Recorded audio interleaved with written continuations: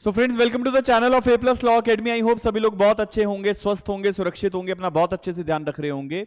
जैसे कि आप सभी लोग जानते हैं कि ऑनरेबल सुप्रीम कोर्ट का एक बहुत इंपॉर्टेंट जजमेंट स्ट्रे डॉग्स के लिए आया था कि जितने भी स्ट्रे डॉग्स हैं उनको जो है डॉग शेल्टर्स में रखा जाए, और बहुत सारी गाइडलाइंस ऑनरेबल सुप्रीम कोर्ट ने पास भी करी उसको लेके।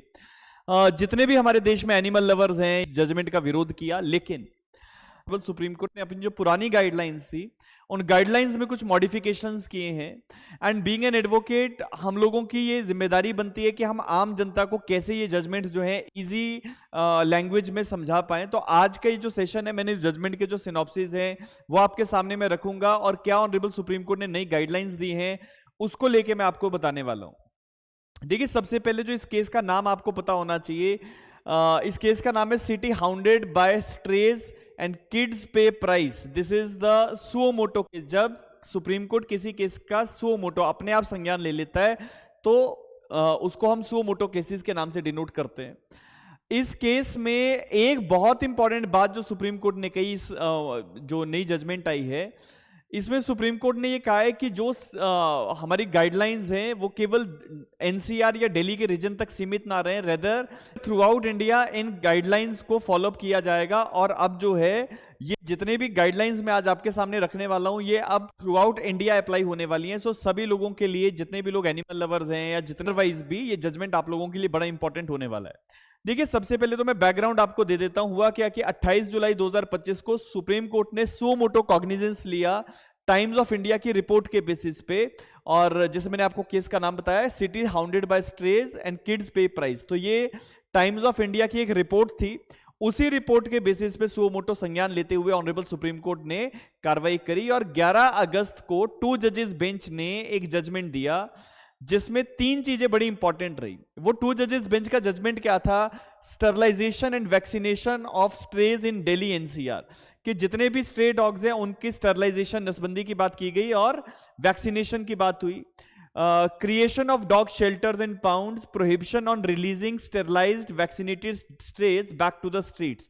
तो ये 3 चीजें इन्होंने कही कि जितने भी स्ट्रे डॉग्स हैं उनका वैक्सीनेशन किया जाए, स्टरलाइजेशन किया जाए, डॉग शेल्टर्स क्रिएट किए जाएं। और क्या कि बहुत सारे एनजीओज, और आप लोगों ने भी देखा होगा एनसीआर के रीजन में भी या अदरवाइज भी थ्रू आउट इंडिया इसका काफी विरोध हुआ। तो जब विरोध हुआ तो बहुत सारे एनजीओज ने या इंडिविजुअल्स ने इंटरवेन किया, और उन्होंने स्ट्रे डॉग्स के राइट्स वैसा विस सिटीजन सेफ्टी को लेके जो है बात उठाई। कोर्ट की ऑब्जर्वेशंस रही हैं कुछ। कोर्ट ने कहा कि देखो, स्ट्रे डॉग्स का मामला एक तरफ, और साथ के साथ हमें ह्यूमन सेफ्टी को भी देखना है।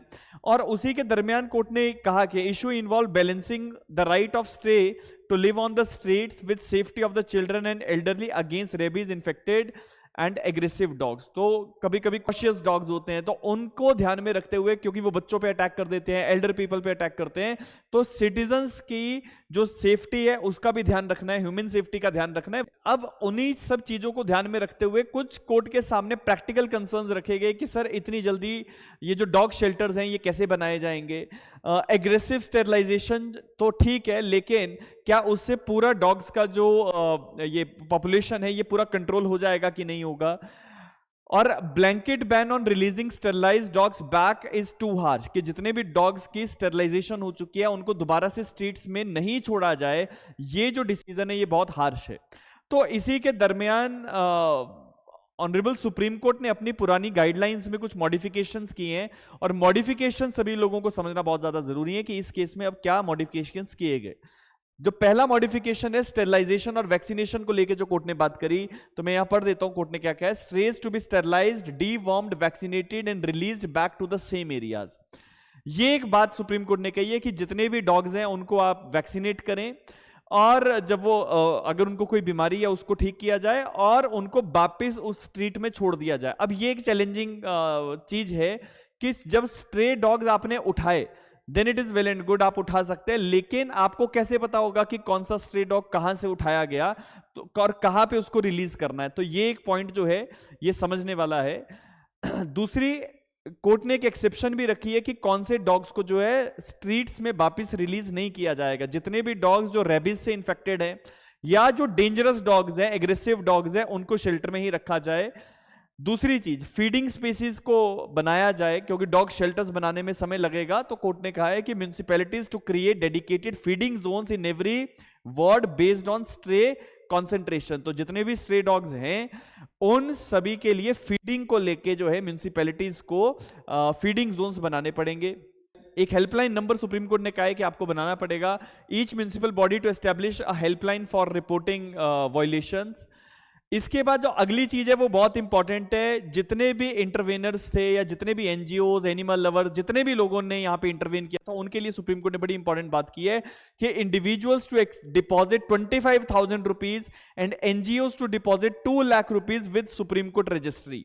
जितने भी लोगों ने इस पर्टिकुलर पिटिशन में इंटरवेन किया, एनिमल लवर्स ही थे ज्यादातर, एनजीओज थे जो एनिमल्स के लिए काम करते हैं, सुप्रीम कोर्ट ने डायरेक्शन दिया, ये बहुत इंपॉर्टेंट है, 25,000 रुपया हर इंडिविजुअल को जमा करवाना पड़ेगा, और अगर एनजीओ ने इंटरवीन किया था तो 2 लाख रुपए एनजीओ की तरफ से जमा सुप्रीम कोर्ट रजिस्ट्री में करवाए जाएंगे।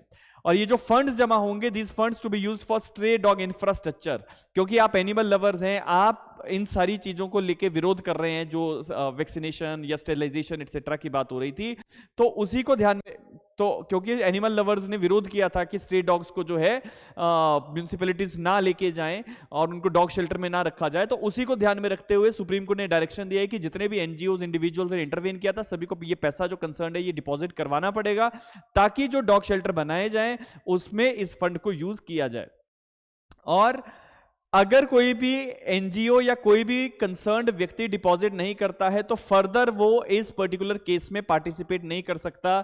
Non payment that person is barred from the further participation in the proceedings. इसके बाद तीसरी जो चीज है वो बहुत इंपॉर्टेंट है, क्योंकि डॉग्स को शेल्टर, ये डॉग शेल्टर्स में अगर रखा जा रहा है तो एडॉप्शन का एक ऑप्शन रखा गया। एनिमल लवर्स चाहें तो वो स्ट्रे डॉग्स को म्युनिसिपल बॉडी के थ्रू अडॉप्ट कर सकते हैं, और adopted dogs must not be allowed back on the streets. अगर आपने एक बार डॉग को अडॉप्ट कर लिया है, आप उसको वापस स्ट्रीट्स में नहीं छोड़ सकते। इसके बाद जो नेक्स्ट गाइडलाइन है, any obstruction to municipal officials implementing the directions will be said to be and will be an offense and criminal liability for obstructing public servants। तो अगर म्युनिसिपैलिटीज के लोग जो है स्ट्रे डॉग्स को कैप्चर करने आ रहे हैं, उनको लेने आ रहे हैं, तो आप अगर विरोध करेंगे तो ये क्रिमिनल ऑफेंस माना जा सकता है और इसके लिए कानूनी कार्रवाई हो सकती है। ट्रांसफर ऑफ केसेस की एक बात हुई कि अलग अलग हाई कोर्ट्स में कोई भी अगर केस पेंडिंग है स्ट्रे डॉग्स को लेके, तो वो सारे केसेस सुप्रीम कोर्ट में ट्रांसफर किए जाएं, ताकि एक फाइनल एडजुडिकेशन जो है इस मामले का किया जाए। और अगली तारीख जो है इस पर्टिकुलर केस की, वो 8 हफ्ते बाद जो है वो लिस्ट रखी गई है, लिस्ट की गई है। तो this is a very important judgment as far as the stray dogs are concern. आप सभी एनिमल लवर्स जितने भी लोग हैं उन सभी लोगों के लिए जजमेंट बहुत इंपॉर्टेंट है। इस जजमेंट में जितनी भी चीजें लिखी गई हैं इनको फॉलोअप करना जरूरी है। आज का अगर ये वीडियो आप लोगों को अच्छा लगा है तो वीडियो हमारा लाइक कीजिएगा, शेयर कीजिएगा, सब्सक्राइब कीजिएगा चैनल को, और इसी के साथ साथ और लीगल अपडेट्स को लेके हम अपने चैनल पे वीडियोस पोस्ट करते रहेंगे। तब तक के लिए बहुत बहुत धन्यवाद। अपना बहुत अच्छे से ध्यान रखिए, खुश रहिए, स्वस्थ रहिए।